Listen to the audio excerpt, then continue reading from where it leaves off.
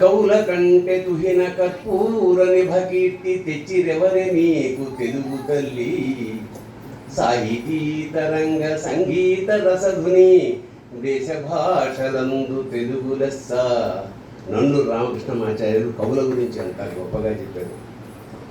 అలాగే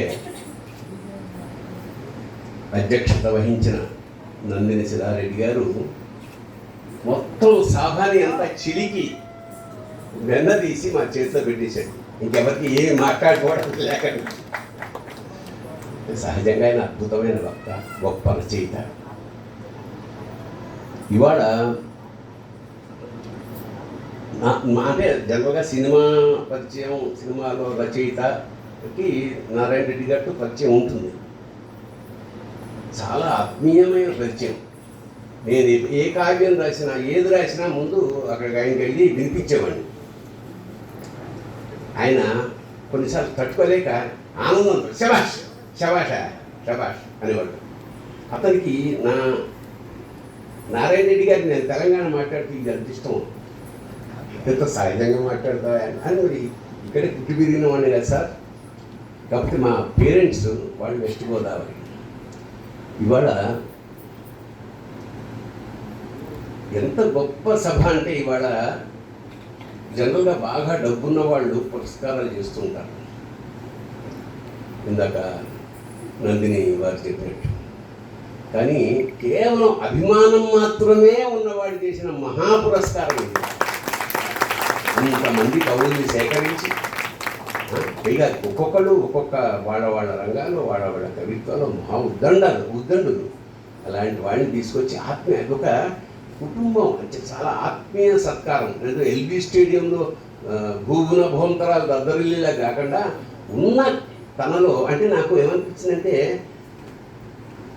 శివుడికి కన్నప్ప ఎలాగో నారాయణ రెడ్డి గారికి మనవాడు అలాగే రాముడు. చిన్న తులసి ఆకుతోటి బరువు తూచేశాడు, ఆత్మను గెలిచేశాడు రాముడు. ఎన్నిసార్లు అంటే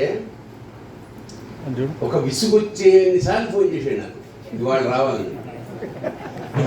తప్పని పరిస్థితి క్రియేట్ చేసేసాడు అన్నమాట. అంటే కల్లో కూడా వచ్చేస్తాడేమో ఇంకా ఇవాళ రాకపోతే అనే స్థితికి తీసుకొచ్చి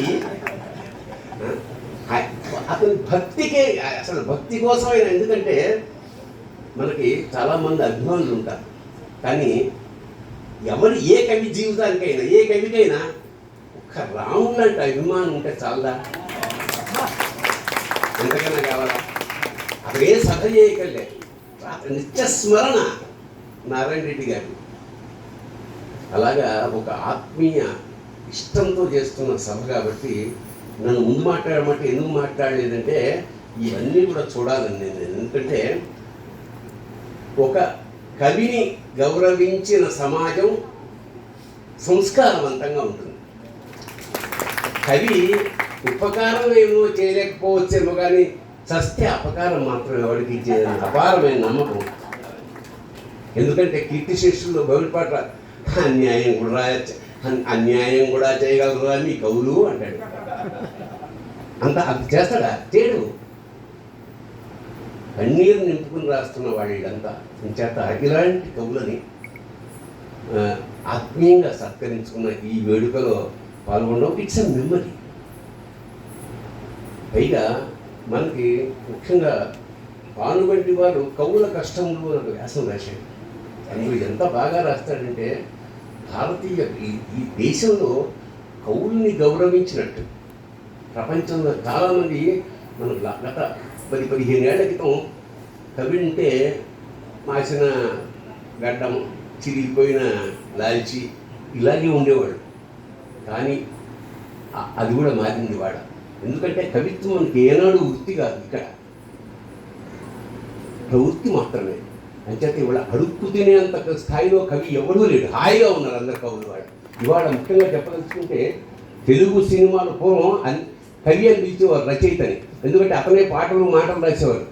ఒకప్పుడు నేను ఇండస్ట్రీకి వెళ్ళినప్పుడు కవి స్థాయి చాలా చిన్నది. అంటే లోయెస్ట్ పేమెంట్ పేపర్లు వచ్చేవి, కట్టలు కానీ డబ్బులు వచ్చేవి కాదు. కానీ ఇవాళ శాసించి అంటే దర్శకుడి తర్వాత ₹1,00,00,000 తీసుకుంటున్న రచయితలు ఉన్నారు సార్.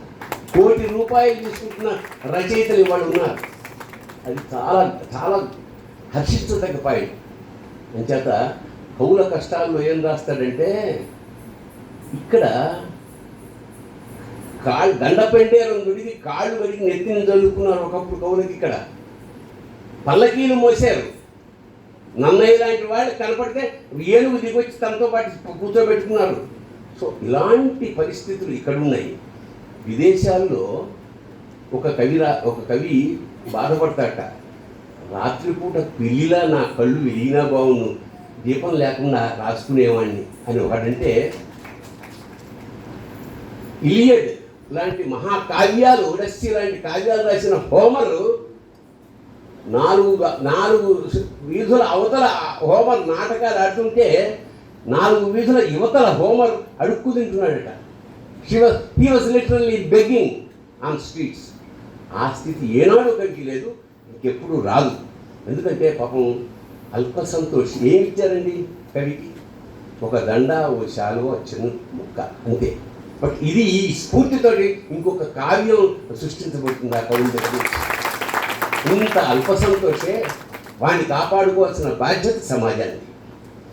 సో ఇలాంటి పరమోత్కృష్టమైన ఈ సభలో నేను ఉన్నందుకు చాలా సంతోషిస్తూ, నారాయణ రెడ్డి గారు ఉన్నప్పుడే ఆయన మీద ఒక సత్కార సభలో నేను ఆయన మీద రాసిన 4 లైన్లు చదివేసి నేను ముగిస్తాను.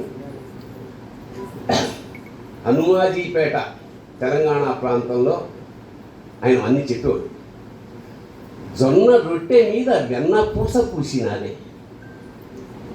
తెలుగు పాట బుగ్గ మీద చిటికె వేసినారే, కర్పూరపు వసంతాల పూత పూసినారే, కావ్యంలో పరిమళాల రాసి పోసినారే, తెలుగోడికి గజల్ మజా తెలియజేసినారే, తెలుగోడికి గజల్ మజా తెలియజేసినారే, తెలుగమ్మకు ఆరని పారాణి పూసినారే, తెలుగు కొరకు డప్పు కొట్ట చిందులేసినారే. ఇది ఒక సంఘటన. ప్రాచీన హోదా రావాలనే ఉద్దేశంతో తెలుగు తల్లి విగ్రహంతో మేమందరం కొంతమంది వెళ్ళినప్పుడు ఎవరో ఒక కుర్రాడు డప్పు తీసుకొచ్చాడు. డప్పు కొట్టడం ఆరంభించగానే నారాయణ రెడ్డి గారు డ్యాన్స్ చేయడం మొదలెట్టాడు. ఒక చారిత్రక ఘట్టం నడి రోడ్డు మీద మేము డ్యాన్స్ చేసుకుంటూ కొంతకాలం చేసాం. అందుకనే తెలుగు కొరకు డప్పు కొట్ట చిందులేసినారే, ఆంధ్రజాతికి అంతకు కనువిందు చేసినారే, ఇంతింతై విశ్వంభరమంత చూసినారే, ఇంతింతై విశ్వంభరమంత చూసినారే, జ్ఞానపీఠి మీద జానపదము లేసినారే. అలాగే ఇంకొక విషయం, చాలా పల్చబడిపోతుంది కవిత్వం.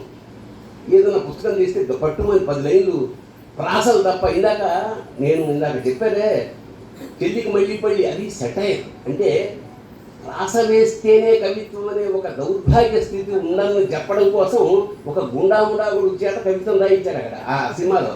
ఇప్పటికి కూడా స్థాయి ఏం మారలేదండి. గట్టిగా ఇప్పుడు చూసిన ఇంకా శ్రీశ్రీ, ఇంకా అమృతం కురిసి ఈ పుస్తకాలే అమ్ముడుపోతున్నాయి. కొత్త పుస్తకాలు ఎవరు చదవట్లేదు, ఎవరు వేయట్లేదు.